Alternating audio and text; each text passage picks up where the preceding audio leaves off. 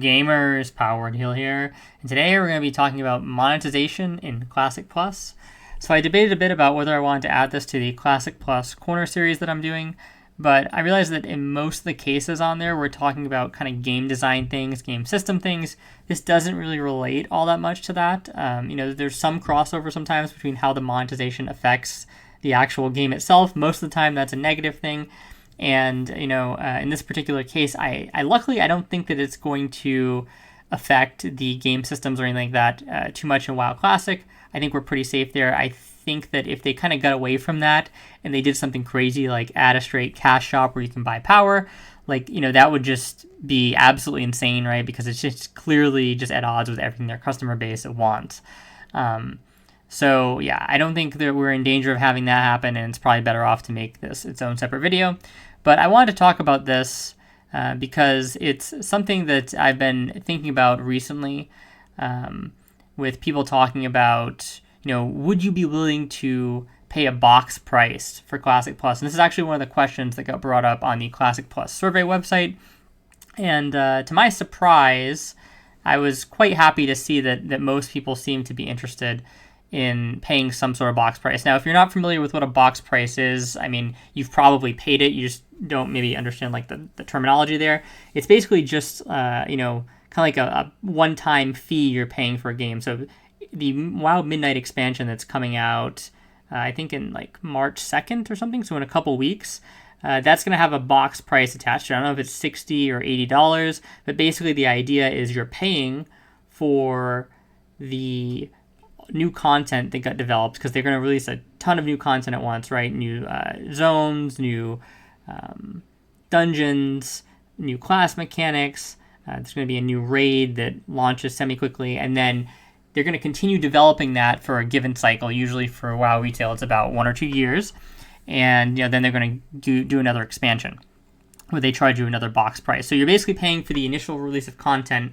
and they still do some development that you're kind of paying for with your sub fee, and that's kind of taking care of server maintenance and stuff like that as well, and developing new content down the road. I think some of that, when they're charging you the box price, some of it is probably them thinking about the future content that they're making. They probably already have some of the content done. So the actual breakdown in terms of exactly what you're paying for is sort of unclear, but I would just think of it as, you're getting this large chunk of content and you're essentially paying something for that, right? And this is kind of new territory for WoW Classic. And I was curious what people were thinking about it, especially because a couple days ago, is it 3 or 4 days ago? I'm not entirely sure how long ago it was. But they made an announcement for Diablo 2, where they're basically adding a new DLC to Diablo 2, the Resurrected one, where they're adding a Necromancer class. Oh, sorry, not a Necromancer class. I don't even remember what the class actually is, but it's not really that important. They're adding a new class to Diablo 2. It's something of that sort, some type of necro type thing. They already have Necromancer, I know, but it's something else. And people were asking, "Oh, is this free?" right? And my response is kind of well, of course it's not free, and I think people would be a bit shocked by that. But I think we've kind of gotten to this point in time in gaming where people are so used to things kind of being free in one way or the other that they don't realize necessarily how much it takes to kind of, produce a game or even make changes to a game. And I think Diablo 2 is a very interesting case because, that game, it obviously came out way back in the day. It got re-released under the Resurrected, where people paid a box price for that. And at the time, it was kind of like they were just re-hosting the game. Now, they redid the graphics and stuff, so that's why they charged you, right? And there's probably some, small costs associated with hosting the servers. So they're not even making kind of sub money back on that, right? But it's probably a relatively small cost, I would assume. So they were fine just kind of, getting the value of the box price. And the idea is, hey, we're going to keep these servers up and running. And I think at some point they were probably yeah, well, if we're going to keep the servers up and running, maybe we should make content for this, down the line. And really, they probably just got sidetracked with a bunch of other projects. It seems like they've now decided to return to this.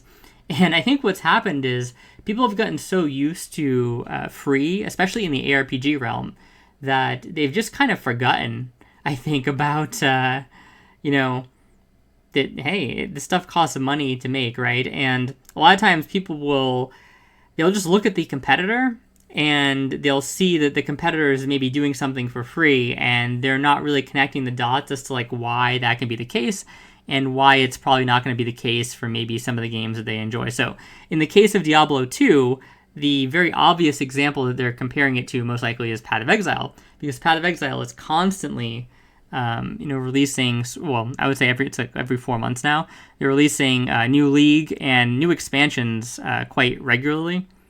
Now, I will say Path of Exile expansions are a little bit different than what they're kind of doing here with some of the Diablo 4 quote-unquote expansions, or in this case with Diablo 2 DLC, because a lot of times, even if the end game is kind of fundamentally changed in some way, it's not as if they're adding a whole bunch of new content to the game in terms of new maps or something crazy like that, right? So most of the time they'll kind of add new bosses, maybe they'll change how certain things work, but other than that, it's not like they're adding like a whole new starting point on the tree. They're not adding, like, they have Templar, Witch, stuff like that. They're not adding a whole new class like that. So it's a little bit different, I'll admit. But yeah, people, they see that Path of Exile is everything's free. And, that's what they expect nowadays. And they don't realize that Path of Exile basically makes all of its money from microtransactions via tabs, which is sort of a pay-to-win aspect, although it is sort of a minor pay-to-win aspect, right? So there's that. And then they also make it from cosmetics. And Diablo, just not really doing that at all, right? I don't think right now they even have the infrastructure to do that if they wanted, to kind of like add skins, to just, tons of ability skins, tons of character skins. I don't think they really have the capabilities to do that. So naturally, if Diablo is going to release an expansion where they spend development time doing all these things, you kind of need to be compensated.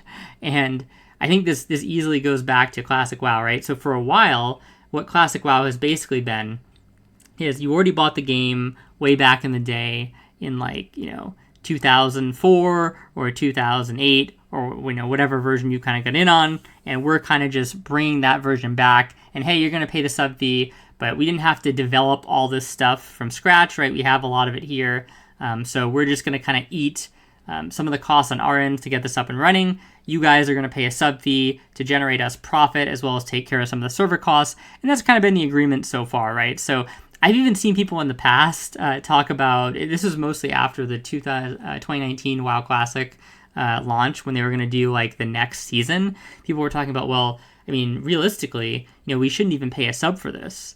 We should be getting this for free, and they can just make all their money off retail. And it's like, guys, that's kind of absurd, especially when you consider the amount of, time you get, like, from playing the game in terms of, like, value for your money.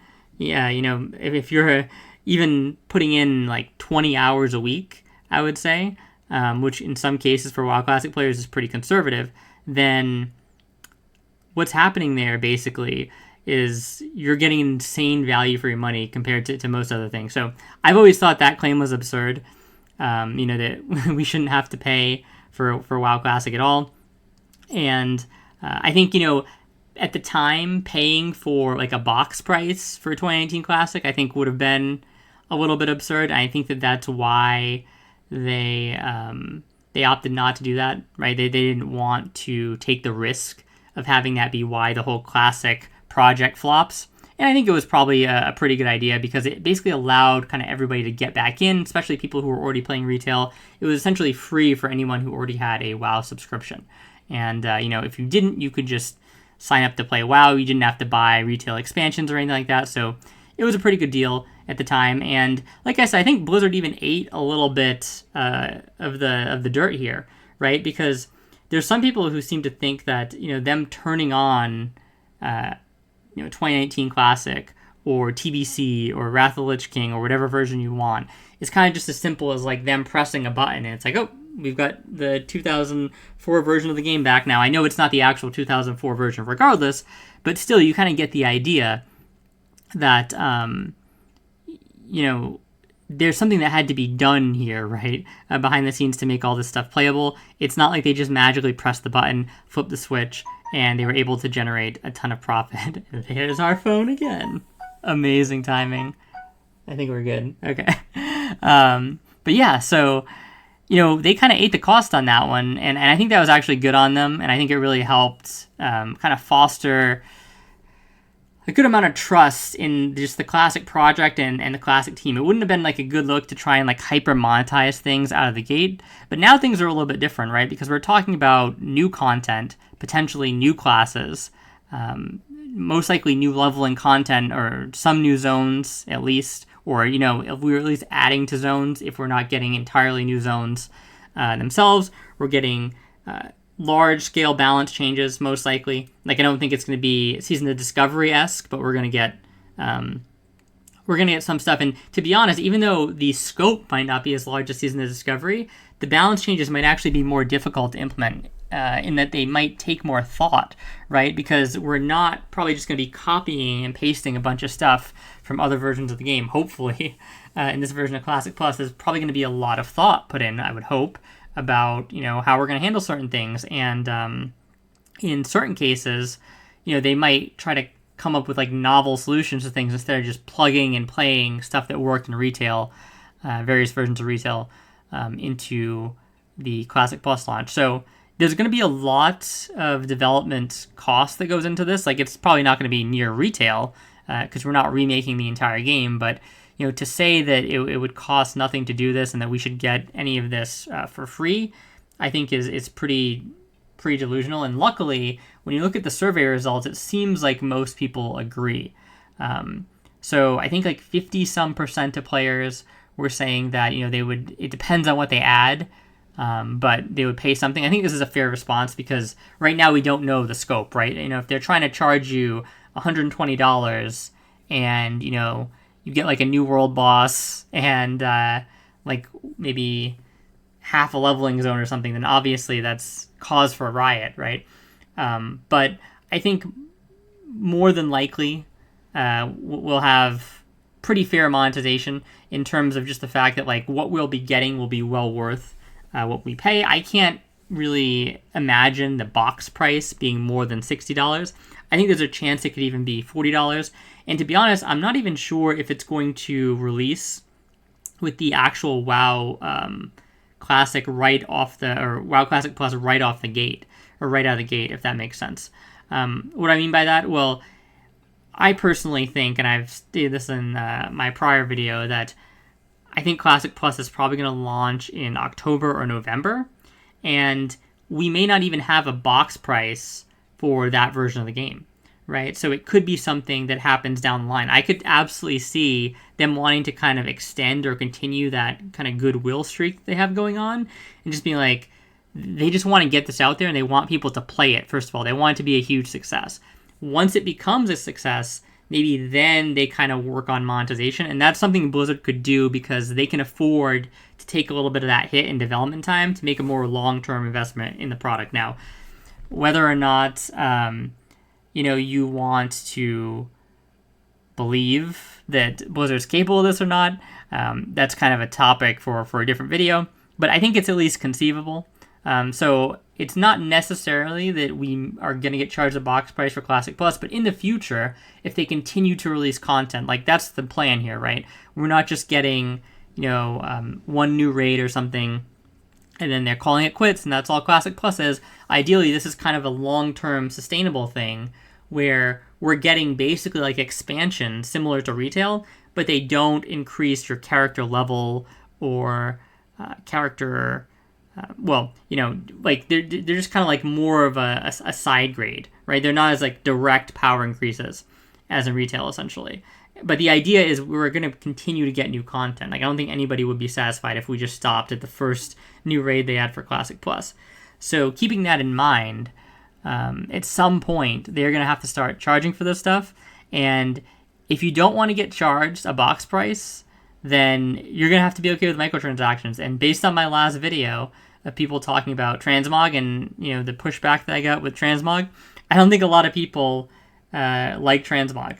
One of the reasons, like I said, that PoE is allowed to do so much quote-unquote free stuff, even though, again, there is kind of like some hidden costs associated with the stash tabs, is that they go heavy on the monetization via microtransactions. And, to be honest, I will admit that when you start a league and everybody's got their like new MTX on from level 1, it looks a little weird. You have like a circus running through the town at level 1, and it looks a bit odd. So I can kind of understand where people are going for, what people are talking about with that. If anything, I think that in classic WoW, it wouldn't be anywhere near as bad if they had transmog in it, because you're not going to be doing it from level 1 in most cases, or something like that. But yeah, I mean, you're either going to have to accept the PoE reality of the microtransactions, where not only is it going to be transmog, but you're going to be able to buy transmog pieces from the store, right? And if it's not transmog pieces, it's going to be stuff like mounts, pets, and all that stuff is going to be out in the open world. And of course, once you start going down that road, I feel like it's almost like an arms race, where people try and create the more like wacky stuff to kind of satisfy the consumer. So there's that aspect, and I don't think a lot of people want to go down that road. So if we don't want to go down that road, we have to accept the box price. These things cost money to develop. I don't think anybody on the channel here is going to be super resistant to that idea, but I just kind of wanted to put my thoughts out there into the ether, because I've seen some people that are resistant to this, and there's some people in the survey that are like, I wouldn't pay anything for a new version of the game. Like, they're just making this for free, and I'll give them my sub, but that's about it. And that's just completely unrealistic, in my opinion, assuming they're going to do anything substantial for the game, which at this point it seems like they're going to do, right? I really doubt that we're going to get some extremely milquetoast version of Classic Plus, and if we do, I think that would upset a ton of the community. So it's in their best interest to put their best foot forward with this and try and do their best. And when they do that, they're going to expect some type of compensation. Like I said, I don't expect it to be more than probably like $60 box price. And if things are really successful, if they keep people on the team and they keep developing content for the game, then I would expect maybe every 1 to 2 year interval you're paying like a $60 box price. And to me, guys, I'm not trying to be a bootlicker or a corporate simp. I've criticized Blizzard for some of their behavior with the boosting and stuff. I can be the biggest critic of game developers, and in this case, not even game developers, I don't think, because they're not really the ones setting the pricing, but the corporate overlords that take over some of these passion projects. But in this particular case, I mean, if we have to pay $60 every 1.5, 2 years for a slew of new content, even if it's like $80, I think that's a damn good deal. And obviously we're paying the sub in between that, but the sub itself, I've always contended is very worth it.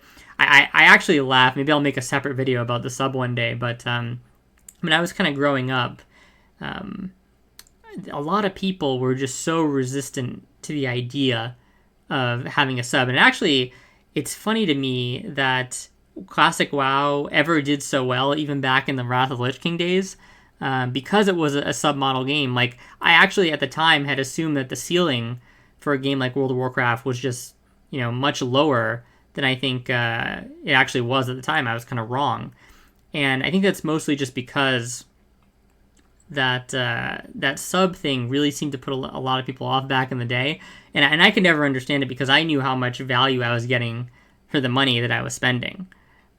Right? Like, it's even back then, like, things much more expensive now, but it was like $15 a month. I mean, you see one movie and you don't sneak in your own snacks back then, and you were basically at that $15 for probably in most cases an hour and a half of entertainment. Probably crowded movie theater with lots of noise. You do have good sound most of the time and a big screen, but that's about all you had going for you. So I've always thought it was a very worthy trade-off in terms of what you're spending versus what you're getting. I think a lot of people are just worried about things that charge you per month, for obvious reasons. People forget to cancel subscriptions and stuff like that. But when you break it down to the actual value, I think we get incredible value out of this game in particular.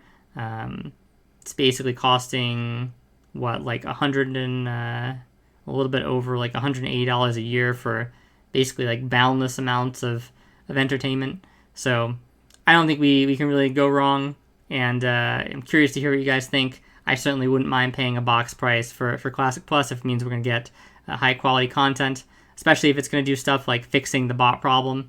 If they're going to, put more attention towards that, we can only hope, right? But let me know what you guys think. Are you guys for box price, against box price? And if you have some idea on how to monetize the game better down in the comments, then feel free to post it there and we'll talk about it. But otherwise, this is pretty much the way I see. So I will talk to you guys next time. If you like this, like, comment, and subscribe, and see you later.